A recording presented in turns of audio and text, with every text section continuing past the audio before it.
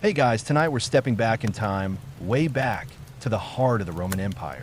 Forget the gladiators and the grand legions for a moment. Instead, imagine yourself transported, not to a dusty battlefield, but to a place of marble and steam, hushed voices, and bubbling water. One of Rome's magnificent public bathhouses. You're about to experience the Roman Empire's most relaxing rituals.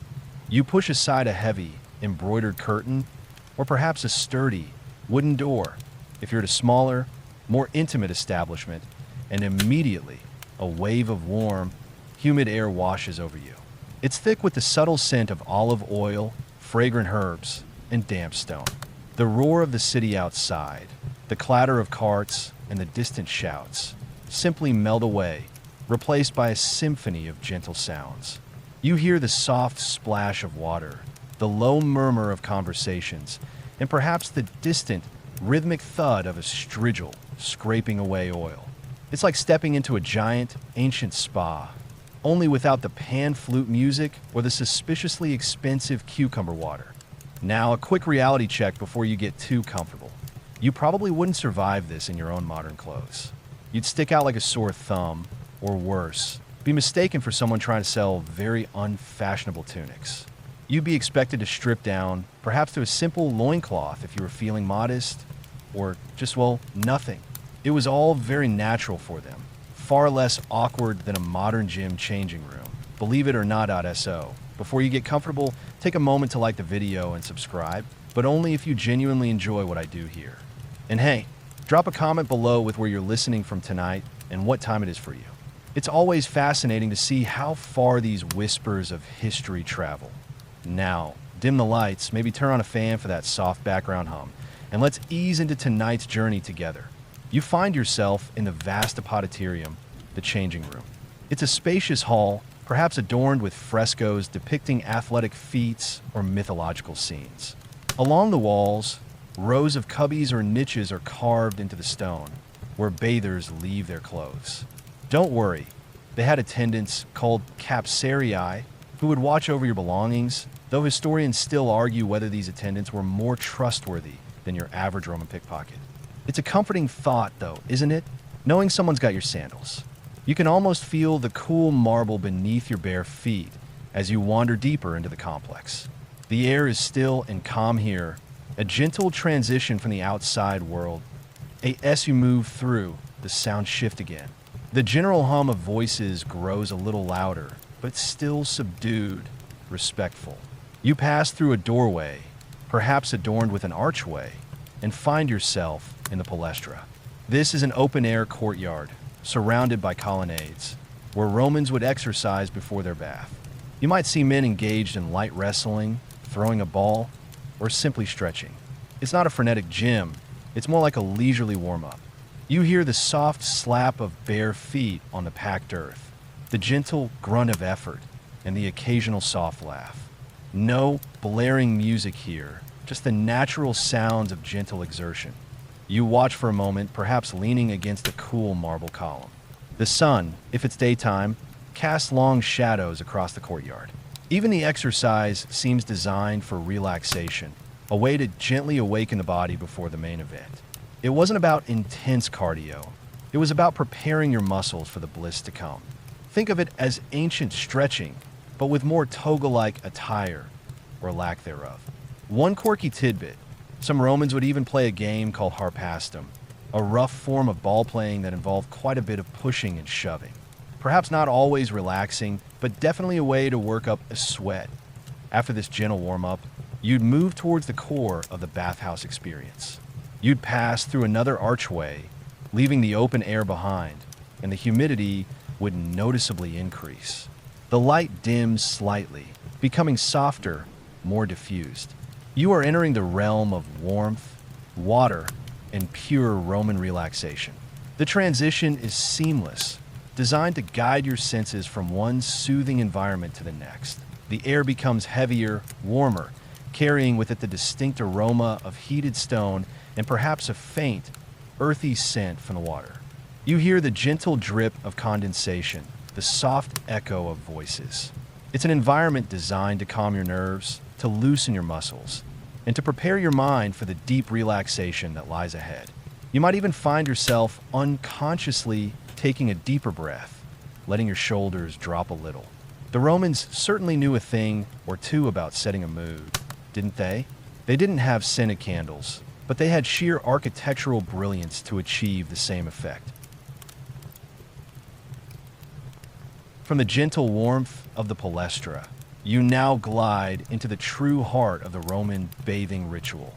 The air here is a thick, delicious blanket of humidity, warmer than before, yet incredibly soothing. You've entered the tepidarium, the warm room. This isn't where you get actively wet. It's a transitional space, preparing your body for the greater heat to come. Think of it as the ultimate pre-bath lounge, a place where your muscles begin to unwind without being overwhelmed. The silence here is deeper, broken only by the soft echoes of water from distant rooms and the occasional hushed whisper. You might notice the subtle engineering at play.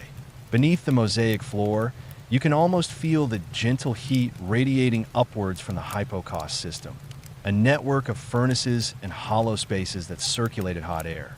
No wonder the Romans loved their baths. They practically invented radiant floor heating centuries before it became a trendy modern amenity. You can imagine the satisfaction of stepping onto that warm floor after a long, chilly journey, your feet tingling with pleasant warmth. It's truly a stroke of genius, though historians still argue whether the hypocaust system was primarily designed for comfort or for more efficient heating of large volumes of water. Probably a bit of both, knowing the Romans. They liked their comfort and their efficiency as you settle onto a marble bench or perhaps a reclining slab.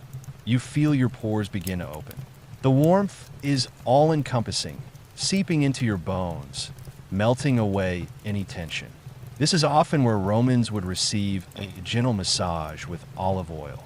Not the deep tissue, ow my back kind of modern massage, but a light, flowing application preparing the skin for cleansing.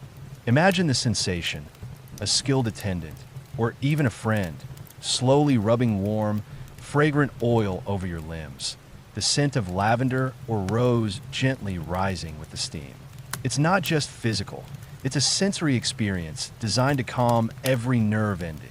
And speaking of oils, this is where a quirky tidbit comes in. While olive oil was the standard, some Romans, particularly those seeking specific therapeutic benefits, experimented with all sorts of concoctions. There are accounts of less common oils, even some mixed with unusual herbal pastes. You might even chuckle at the thought of a Roman trying to convince their friend that this new crocodile dung and aloe vera blend is amazing for the skin. Thankfully, tonight, we're sticking to the classics. The conversations in the tepidarium are hushed, often philosophical or simply quiet gossip, exchanged in low tones so as not to disturb the pervasive tranquility. It's a space for gentle contemplation, for letting your mind drift. You might close your eyes, feeling the warmth penetrate deeper, listening to the distant, muffled sounds of the bathhouse, a faint clang, a soft splash, the steady murmur of the unseen furnaces. It's a symphony of relaxation.